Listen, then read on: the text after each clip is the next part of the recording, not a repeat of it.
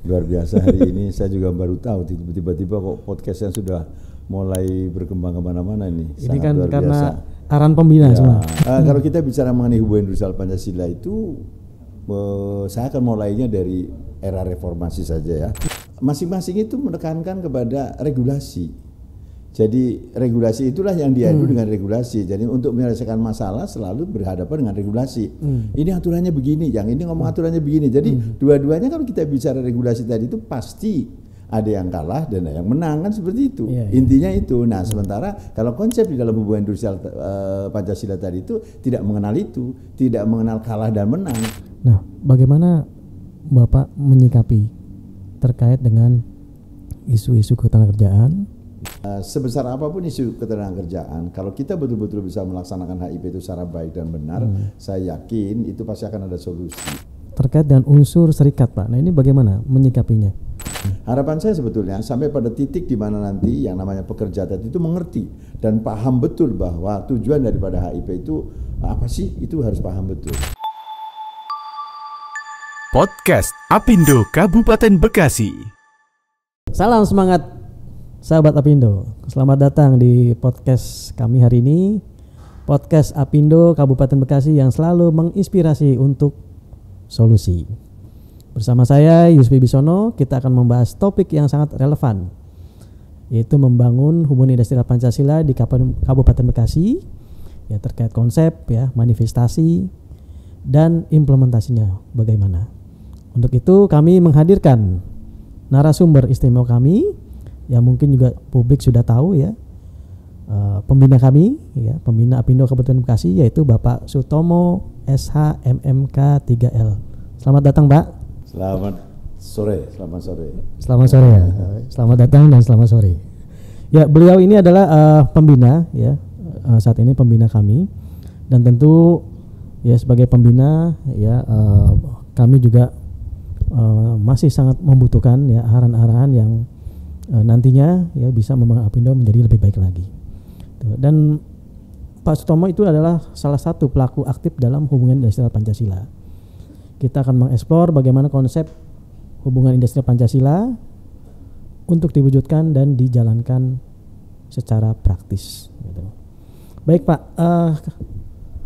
Bapak sehat, ya? Alhamdulillah sehat walafiat. Makin cerah sebenarnya sekarang, ya? Hah? Makin cerah, makin gitu, ya? kasual, makin kasual dan makin muda. Oh, alhamdulillah, terima kasih.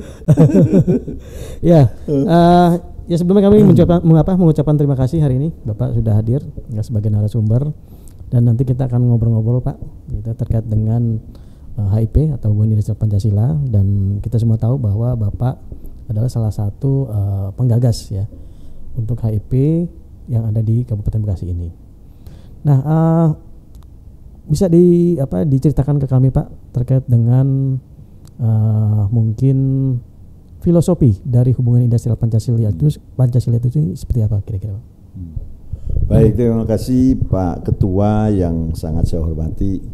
Luar biasa hari ini saya juga baru tahu tiba-tiba kok podcastnya sudah mulai berkembang kemana-mana nih. Ini kan karena biasa. Arahan pembina semua. Ya, betul. Karena memang era harus seperti ini. Ya, mau tidak mau, suka tidak suka, siapapun orang pasti harus mempersiapkan diri untuk masuk menjadi bagian orang banyak. Kira-kira begitu. Medianya bagaimana? Ini salah satu diantaranya. Kira-kira gitu. Ya, terima kasih. Jadi begini, kalau kita bicara mengenai hubungan industrial Pancasila itu, saya akan mulainya dari era reformasi saja, ya, karena kalau ke belakang terlalu jauh nanti. Era reformasi, bahwa ketika kita bicara reformasi dulu itu ada satu harapan yang sangat luar biasa, bahwa khususnya di dalam hubungan industrial tadi itu akan terjadi beberapa perubahan-perubahan yang notabene tentunya para pihak itu berharap ada keuntungan yang digagas yang lebih baik lagi, gitu kan. Namun pada kenyataannya justru bahwa masing-masing itu menekankan kepada regulasi. Jadi regulasi itulah yang diadu dengan regulasi. Jadi untuk menyelesaikan masalah selalu berhadapan dengan regulasi. Ini aturannya begini, yang ini ngomong aturannya begini. Jadi dua-duanya kalau kita bicara regulasi tadi itu pasti ada yang kalah dan ada yang menang, kan seperti itu. Intinya itu. Nah, sementara kalau konsep di dalam hubungan industrial Pancasila tadi itu tidak mengenal itu, tidak mengenal kalah dan menang, tapi bagaimana membicarakan sebuah prinsip atau konsep di dalam satu permasalahan tadi itu untuk bisa dua-duanya itu mendapatkan satu keuntungan. Nah, itulah yang kemudian Kabupaten Bekasi khususnya tadi itu di 2017 itu menetapkan bahwa yuk kita mulai lagi revitalisasi hubungan industrial Pancasila tadi itu, dan kick off-nya itu di Hotel Sahid pada waktu itu. Nah, kita mencoba untuk membangun kembali jaringan-jaringan yang dulu terputus karena mereka itu mengklaim bahwa aku benar, perusahaan juga mengaku benar, pekerja benar seperti itu. Yuk kita duduk bersama-sama untuk bagaimana membangun kembali, meletakkan nilai luhur Pancasila kita sebagai dasar-dasar di dalam membangun hubungan industrial. Kira-kira konsep dasarnya seperti itu. Nah, kenapa kemudian ini menjadi penting? Karena buktikan bahwa reformasi adalah satu tonggak bahwa kita itu harus ada perubahan. Tetapi ketika itu berjalan, khusus di dalam bidang hubungan industrial, banyak sekali kendala-kendala. Kenapa? Itu tadi permasalahannya, masing-masing regulasi yang dihadapkan. Jadi ya sudah, kalah menang seperti itu aja. Nah, itulah yang menjadikan DPK Apindo Kabupaten Bekasi ambil bagian itu dan kemudian melakukan kick off, dan kita mengundang para tokoh-tokoh HIP pada waktu itu, ya, di antaranya Pak Bumer, Prof. Bumer Pasar Ibu, kemudian juga dari Kementerian Tenaga Kerja, kemudian juga teman-teman dari Serikat Pekerja, termasuk juga salah satu di antaranya adalah dari Kementerian Tenaga Kerja itu dirjennya dulu itu, ya, Pak Cepi itu juga hadir di situ. Nah, itu sangat luar biasa, dan kemudian ini menjadi satu tonggak sejarah bagi Kabupaten Bekasi terkait dengan hubungan industrialnya. Dan ini yang mungkin juga para pihak bisa merasakan, baik itu yang ada di dalam pemerintahan ataupun juga di tiap-tiap perusahaan, sebetulnya ini ada sesuatu nilai yang mungkin nanti ke depan ini bisa diangkat, diekspor lagi yang lebih maksimum lagi. Kira-kira begitu, Bapak. Baik, Pak Ketua. Baik, terima kasih Pak Funda. Nah, ini ada sedikit pertanyaan lagi Pak gitu. Kalau Bapak ini 15 tahun ya sebagai Ketua DPK Apindo Kabupaten Bekasi.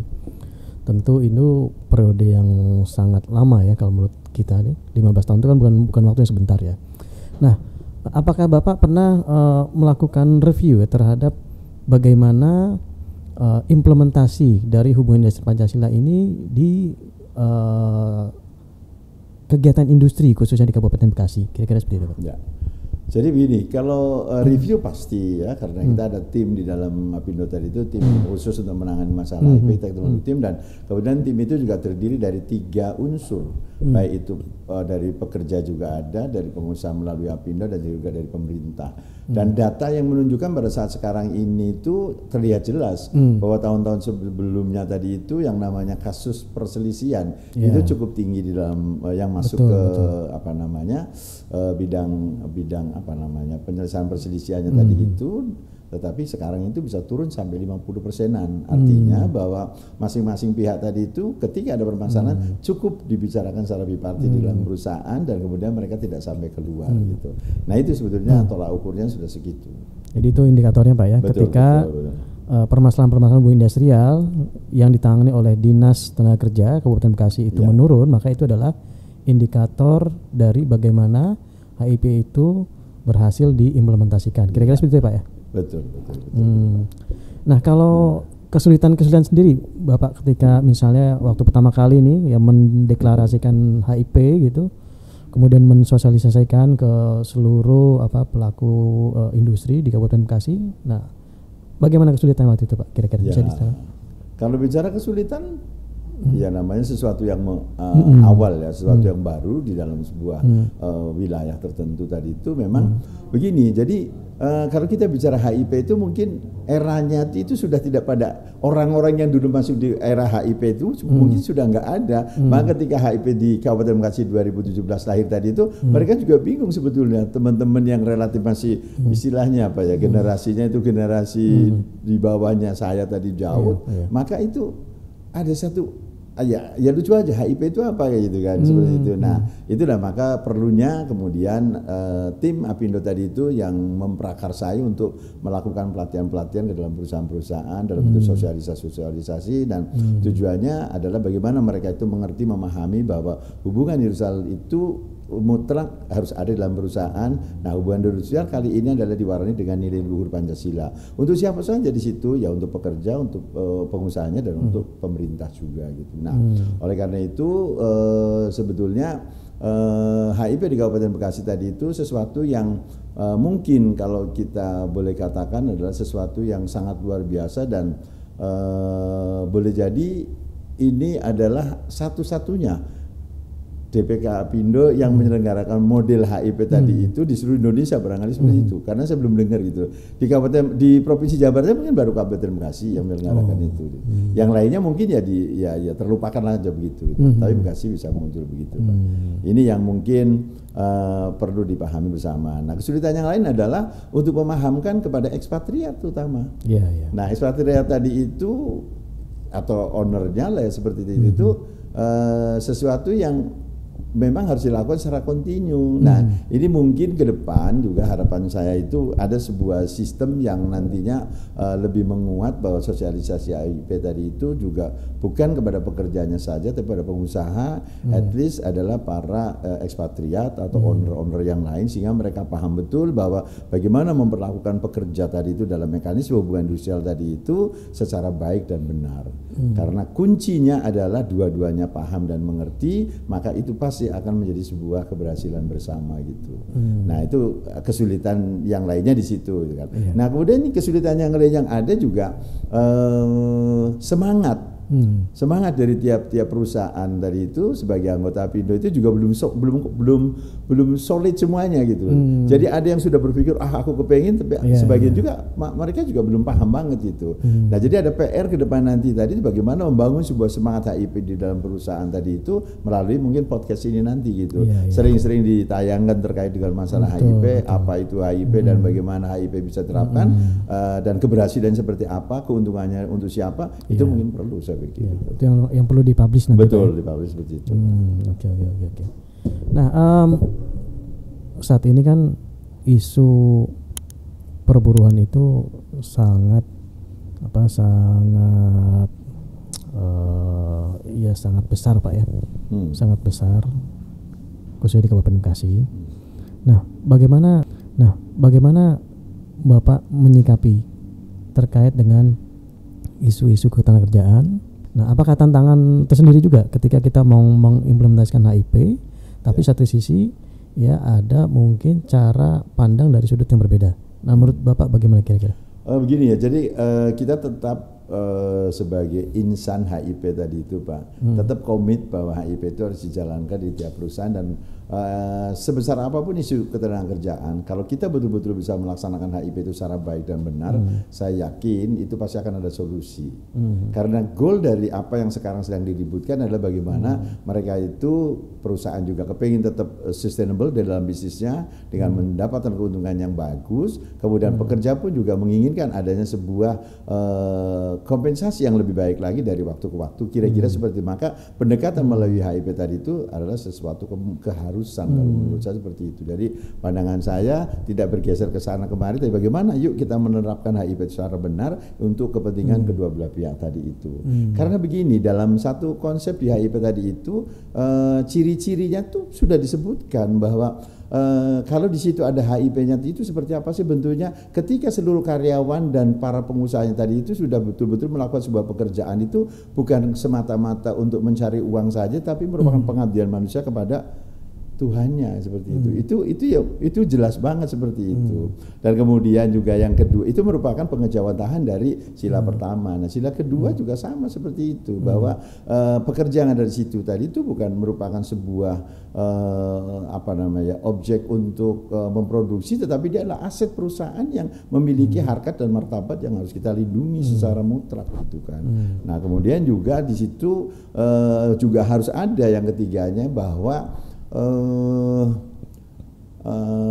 tujuan dua-duanya pekerja pengusaha itu tidak berbeda tujuannya. Bagaimana dia bisa memajukan perusahaan itu dengan baik, dan kemudian bagaimana pekerja bisa mendapatkan nanti sesuatu yang baik pula. Jadi kebersamaan, persatuan itu ada di situ. Nah, kemudian yang keempatnya adalah bagaimana setiap kali ada permasalahan itu adalah selesai di dalam bipartit. Musyawarah mufakat itu lebih tepat untuk menyelesaikan masalah. gitu kan. Jadi bukan kemudian langkahnya keluar tidak, tetapi di dalam itu dia harus diselesaikan. Itulah menganut pada sila keempat musyawarah mufakat tadi itu.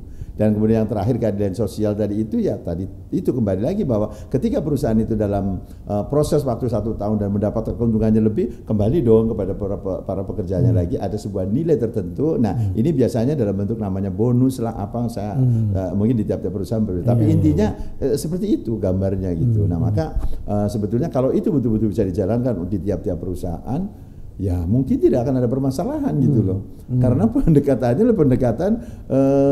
ya humanis, lebih ke manusianya, harkat martabatnya seperti kayak gitu, dihargai, dibongke kayak gitu kan. Kira-kira seperti itu. Nah gitu kan, makanya sebetulnya kalau orang pada umumnya kalau orang Jawa mengerti tentang filosofi Jawa tadi itu, ada yang disebut, kita dulu pernah mengenal huruf Hono, Coroko, Doto, Sobolo, ada salah satu pasangannya di situ tadi itu kan adalah taling, tarot, gepet, pepet dan lain sebagainya, satu di antara pangku. Jadi kalau satu huruf Jawa tadi itu dipangku, pasti hurufnya akan mati gitu loh. Maka bagaimana kedekatan antara pengusaha dan pekerja tadi supaya memang tidak ribut, ya dipangku. Artinya didekatkan antara pekerja dan pengusaha. Jadi seperti itu bersama-sama. Kalau itu bisa terjadi di tiap-tiap perusahaan, saya yakin setiap permasalahan pasti akan selesai di internal perusahaan. Betul. Kira-kira begitu, Pak. Dan basicnya yang terpenting adalah saling percaya, Pak ya. Betul. Gitu. Jadi ketika itu tidak ada, akan sangat sulit juga ya untuk mengimplementasikan HIP tersebut. Nah, kalau mengenai peran nih Pak, Bapak kan sudah lama ya menginisiasi aktivitas HIP ini. Nah, bagaimana peran dari pemerintah, khususnya pemerintah Kabupaten Bekasi? Ya, apakah menurut Bapak dari pemerintah itu mendukung aktivitas Bapak atau bagaimana? Kalau pemerintah Kabupaten Bekasi ya sampai dengan detik ini saya melihat sangat positif mendukung terkait dengan masalah HIP tadi itu ya, artinya bahwa mereka juga ikut ada di dalamnya, karena pada saat kita mempersiapkan kader-kader HIP termasuk juga teman-teman dari Disnaker tadi itu juga ikut ada di dalamnya untuk mengikuti pelatihan, karena mungkin di Kabupaten Bekasi yang tahu tentang HIP juga cuma 1-2 orang aja, selebihnya mereka nggak ngerti gitu kan. Nah itulah makanya kemarin pada waktu kita membuat kaderisasi tadi itu cukup banyak yang ikut itu. Nah, ya ini yang menunjukkan bahwa ke depan mestinya kayak itu kan akan jauh lebih baik lagi. Gitu. Baik. Nah, yang lain adalah terkait dengan unsur serikat, Pak. Nah, ini bagaimana menyikapinya? Gitu. Apakah juga dari semua unsur serikat ini juga mendukung aktivitas HIP tersebut atau hanya beberapa saja gitu? Nah, ini kan juga menjadi PR buat kami ya Pak ya, nanti ke depannya. Bagaimana menurut Bapak kira-kira? Ya sebetulnya duduk bersama itu adalah solusi, saya pikir itu ya. Karena apa yang diinginkan oleh teman-teman itu juga sebetulnya kan kita paham gitu kan. Jangan mungkin karena tidak ada ruang, tidak ada sebuah ruang tadi lah ya, untuk kemudian bisa duduk bersama-sama dalam rangka untuk menyelesaikan satu persoalan itu sehingga ketemunya pada saat-saat yang formal. Itu sebetulnya yang oleh HIP itu tidak dikehendaki, bahwa urusannya itu ya kedekatan antara satu dengan yang lain tadi itu ya merupakan kedekatan yang secara informal bisa dilakukan. Artinya permasalahan ketika dia itu sedang ada permasalahan tertentu kan tidak menunggu 1 tahun baru nanti akan ada kan. Tetapi sebetulnya setiap waktu, setiap saatnya mungkin ada problem-problem seperti itu. Nah, alangkah baiknya hal seperti itu bisa dipertemukan dan kemudian bisa ada rutinitas mungkin itu kan, apakah monthly meeting, gatheringnya atau mungkin mau seperti apa itu mungkin saya pikir bisa dilakukan. Nah, kepada siapa saja saya pikir untuk teman atau partner dalam tripartit tadi itu. Betul. Dan mungkin ada satu tools lagi Pak yang biasanya dilakukan oleh pengusaha ya, adalah bagaimana mengukur tingkat kepuasan dari yang namanya engagement gitu. Jadi engagement ini adalah beberapa fasilitas ya yang diberikan oleh perusahaan ya terkait untuk membangun kenyamanan dari karyawan itu sendiri. Dan ini juga mungkin ada hubungannya juga dengan HIP gitu. Nah, terakhir nih Pak, harapan Bapak kepada kami nih ya penerus dari kepemimpinan Pak Haji Sutomo SHM K3L sebelumnya. Bagaimana nih? Karena kan kedepannya kemungkinan tantangannya semakin berat Pak ya, gitu. Apalagi isu ketenagakerjaan sangat berat lah menurut kita. Silakan Pak. Jadi begini ya, ke depan saya berpikir bahwa dan harapan betul-betul saya berharap HIP itu harus dijalankan Pak secara maksimum. Dan kemudian kalau giat HIP sekarang tadi mungkin masih sedikit agak terbatas ya gitu, ya minta tolong untuk dialokasikan secara fokus yaitu untuk bagaimana membangun hubungan industrial tadi itu. Dan harapan saya sebetulnya sampai pada titik di mana nanti yang namanya pekerja tadi itu mengerti dan paham betul bahwa tujuan daripada HIP itu apa sih, itu harus paham betul. Jadi salah satu diantaranya dalam tujuan HIP tadi itulah adanya sebuah peningkatan keterampilan bagi pekerja. Itu. Nah jadi makanya dialognya tadi itu ketika setiap tahun tadi itu ya hendaknya dialog-dialog yang lebih mengarah kepada sesuatu yang komprehensif. Jadi bukan dialognya melulu satu aja, misalkan upah aja, mohon maaf betul. Nih gitu kan. Tapi yang lain pun didialogkan di situ gitu. Sehingga akan terasa betul bahwa manfaatnya sebuah komunikasi dalam berbiparti tadi itu yang mendasarkan pada nilai HIP tadi itu. Ya contoh yang paling gampang lah ya, bahwa kalau kita bicara tentang di dalam catatan itu ada Pak di situ bahwa salah satu di antara tujuan HIP tadi itu adalah untuk meningkatkan keterampilan, meningkatkan keterampilan, pengetahuan dan produktivitas. Dan jadi keterampilan, produktivitas korelasi dengan apa? Sertifikasi dong. Siapa yang harus mensertifikasi itu? Ya tinggal didiskusikan, dibicarakan dengan perusahaan. Karena kalau itu nanti muncul, dua-duanya akan dapat pengaruh, akan dapat manfaat. Pekerja juga karena dia memiliki sebuah kemampuan tertentu, otomatis dong, ya kan, pekerjaannya akan jauh lebih baik. Kemudian pengusaha karena pekerjaan lebih baik, otomatis dong produktivitasnya naik. Jadi dua-duanya itu punya nilai di situ. Nah, kapan itu akan bisa dapat? Ketika mereka bisa berdiskusi dengan baik di dalam biparti tadi itu. Jadi ke depan saya pikir banyak sekali alternatif lain yang bagaimana membangun kesejahteraan pekerja tadi itu bukan semata-mata karena adanya sebuah peningkatan dari aspek finansial, tapi aspek-aspek yang lain itu yang bisa dibangun. Dan saya yakin sekali bahwa karena ya kalau kita bicara hidup tentu gitu kan, bagaimana masa depan anak sekolah, bagaimana keluarga di rumah, itu banyak sekali. Jadi implementasi dalam hubungan industrial Pancasila sebetulnya bukan hanya untuk pekerjanya, tapi termasuk keluarganya tadi itu adalah untuk bisa disejahterakan secara bersama-sama gitu. Dan tentu untuk mensejahterakan itu perusahaan juga harus tetap punya kemajuan yang positif yang baik terkait dengan produksinya kayak gitu, salesnya juga gitu. Kira-kira itu harapan ke depan, insyaallah dengan Pak Yusuf sebagai ketua pasti dong, apalagi dibantu oleh teman-teman Insya Allah Pak, Insya Allah, ya. Ini ada beberapa dokter juga sudah hadir di Apindo ini luar biasa ya. Jadi saya merasa bangga, artinya setelah 15 tahun berkiprah di Apindo, generasi penerus kita itu sesuatu banget itu, artinya enggak salah pilih dong gitu kan. Dituntut untuk semakin kreatif Pak ya. Semakin kreatif dan semakin produktif ya.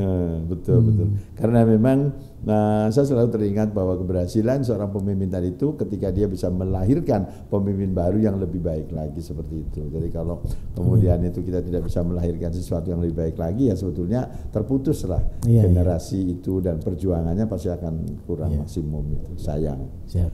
Itu Pak yang dapat saya sampaikan, mungkin kesempatan lain lagi kita bisa ngobrol-ngobrol yang lebih dalam lagi terkait dengan bagaimana policy dan kebijakan DPK Apindo Kabupaten Bekasi yang saya selalu pengen mensupportnya gitu Pak. Jadi nggak usah khawatir, anytime Bapak mengundang saya boleh-boleh saja kayak gitu. Yang penting kopi pahitnya jangan lupa gitu.